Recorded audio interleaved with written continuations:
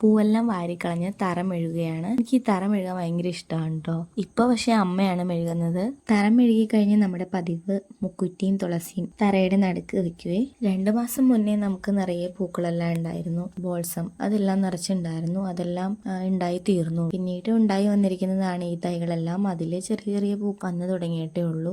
എല്ലാ തവണയും ഓണം ആവുമ്പോൾ നമ്മൾ മനസ്സിൽ വിചാരിക്കും കേട്ടോ, ഇല്ലാത്ത പൂക്കളെല്ലാം വെച്ച് പിടിപ്പിക്കണം എന്ന്. അങ്ങനെ വെച്ച് പിടിപ്പിച്ചതാണ് ചെമ്പരത്തിയെല്ലാം. പക്ഷെ അത് വേറെ ആവശ്യങ്ങൾ വന്നുമ്പോൾ നമ്മളത് വെട്ടിക്കളയുകയും ചെയ്യും. അങ്ങനെ ഇപ്പോൾ ചെമ്പരത്തി ഒന്നുമില്ല. കഴിഞ്ഞ ഓണത്തിന് നമുക്ക് ചെമ്പരത്തി ഒരുപാടുണ്ടായിരുന്നു കേട്ടോ. കാരണം അതിന് മുന്നേ ചെമ്പരത്തി തീരെ ഇല്ലായിരുന്നു. അതുകൊണ്ട് നമ്മൾ വെച്ച് പിടിപ്പിച്ചു. പിന്നീട് അത് കാട് പോലെയായി. ആ ഭാഗം നന്നാക്കി എടുക്കുമ്പോൾ അത് വെട്ടിക്കളയും.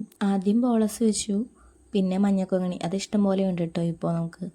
അത് വെച്ചു. അത് കഴിഞ്ഞ് കുറച്ച് കൃഷ്ണകിരീടം. അതിനുശേഷം നമ്മൾ വെക്കുന്നത് നീല ലോഹിത ചീരയാണ് കേട്ടോ. അങ്ങനെയാണെന്ന് തോന്നുന്നു അതിൻ്റെ പേര്. എന്തെങ്കിലും നമ്മൾ ചീരാന്നേ ഇവിടെ പറയാറുള്ളൂ. അങ്ങനെ നമ്മുടെ തറയിലുള്ള പൂക്കളം തീർന്നിട്ടുണ്ട്. നമുക്ക് ഒരുപാട് പെർഫെക്ഷൻ ഒന്നും കൊടുത്ത് ചെയ്യാൻ പറ്റാറില്ല കേട്ടോ. അമ്മയ്ക്ക് അതിനുള്ള സമയമില്ല.